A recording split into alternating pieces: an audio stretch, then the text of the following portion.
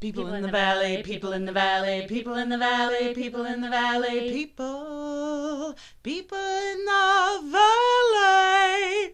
Hi, I'm Becky. And I'm Jan. And we are People in the Valley. I was thinking about the whole sleep thing because I have a cousin and my sister have younger kids, and that it's parenting, a lot of parenting is getting the kids to sleep. Yes. And it doesn't really... Still, even when they're older. It doesn't matter. You're always trying to get them to sleep. I know. Could and you lately, we know that it's 9 o'clock bedtime. But for some reason, at 9 o'clock, can I have some warm apple juice? Can I have a little popcorn? I'm thinking, it's 9 o'clock. Last night, my son said, could you just play hangman with me? It's 9 o'clock. Am I supposed to play hangman with you? And do you? I did. I know. I get the apple juice too. Like, okay. I think I do everything wrong with the sleep thing, but I mean, eventually they do fall asleep on their own. But we still lay with our son. Yeah, we still had one come up the other night. They still call in bed with us. Yeah. Jan, I like to say this little phrase: we're mammals. We are mammals. So we like to rub up against each other. We're the only country where we feel like the baby, a tiny, innocent little baby, has got to be all by themselves in a room, in a bed, all by themselves. That is not at all what our DNA says.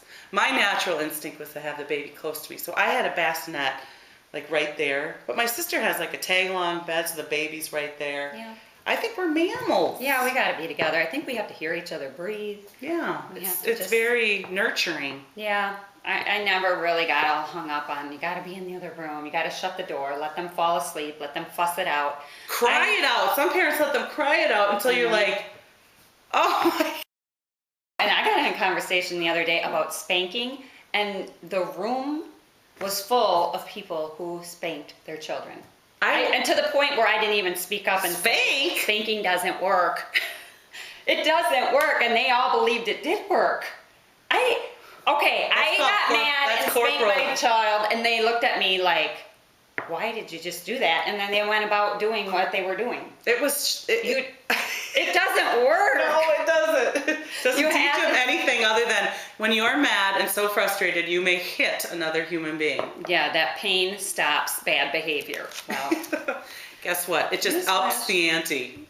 Yeah, so the next time you don't spank them, you'll have to punch them in the face or something because the spanking won't help anymore. Sometimes we aren't able to reason, but you just simply say, this is the way it is. Well, yeah, when they're little and they have like a little temper tantrum or something, you're like, you can't always. You just gotta work your way through it, or set them in timeout. I remember doing that. They run out. Their bed was a timeout, which was right there. I could see them. And then when is the timeout done? No, is it almost done? I'd have to put them back. Yes. Run off again. Like, okay, this will go a lot faster if you just stay here. That's just for 1 minute. I'll say 5 minutes and then 1 minute. Okay, you get out now. You're good. That's 5 minutes. Behavior's done. Be good now. I think a lot of parenting, though, to be fair, is I don't like the spanking thing because believe me, I've come very close. Well, yeah, I would love parents in say, my head. I see why people beat their children. And in my head, I'm thinking I would really like to. Yes. I mean, but you also are the adult. You're the adult. As my husband always says, you're the adult, Becky. Really? Am I? I don't feel like it. Quick news flash for you.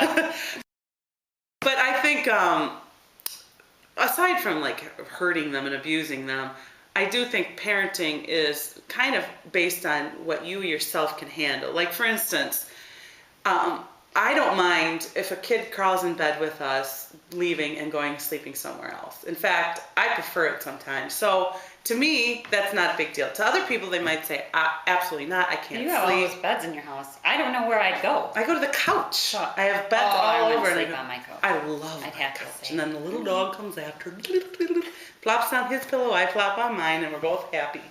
Just so long as everybody's happy. As long as everyone's sleeping. Yeah.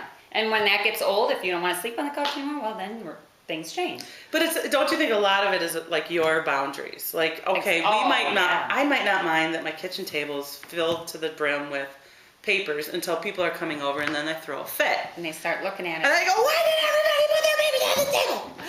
And like, oh yeah, we don't care about that. We don't really care about that unless people are coming over, and then we want to pretend that we're neat and orderly.